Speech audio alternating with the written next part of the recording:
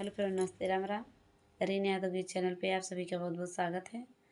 मैं आप सब बीच में बहुत प्यारा कह रहा हूँ गीत लेके फिर से आई हूँ। अब मेरा गीत कैसा लगा कमेंट बॉक्स में ज़रूर बताना। अच्छा लगे तो लाइक सब्सक्राइब शेयर ज़रूर करना। अपना आशीर्वाद दुलार जरूर देना। मेरे चैनल को ज़्यादा से ज़्यादा सपोर्ट करना। आप सबके आशीर्वाद दुलार की बहुत ज़रूरत है। मेरे चैनल को ज़्यादा से ज़्यादा सपोर्ट करना। आप सबको बहुत बहुत धन्यवाद।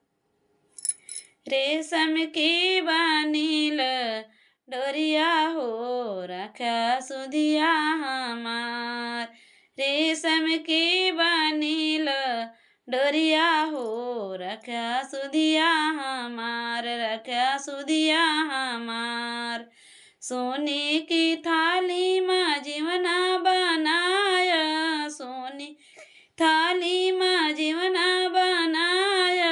जीवना जब जेवा या राजा हो रखा सुधिया हमार। जेवना जब जेया राजा हो रखा सुधिया हमार, रखा सुधिया हमार। रेशम की बानील डोरिया हो रखा सुधिया हमार। रेशम का बानील डोरिया हो रखा सुधी हमार। सोने की घैला माँ गेड़ुआ भराया, सोने की घैला माँ गेड़ु भराया।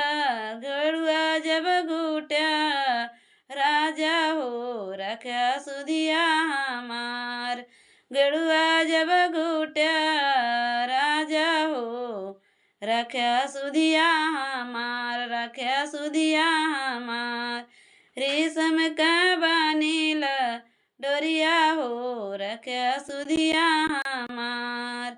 लाची लामंगिया का बिरवाला गाया, बिरवा गाया हो बिरवाला गाया। बिरवा जब कूचा राजा हो रखा सुधिया हमार। बिरवा जब कूचा राजा हो रखा सुधिया हमार, रखा सुधी हमार।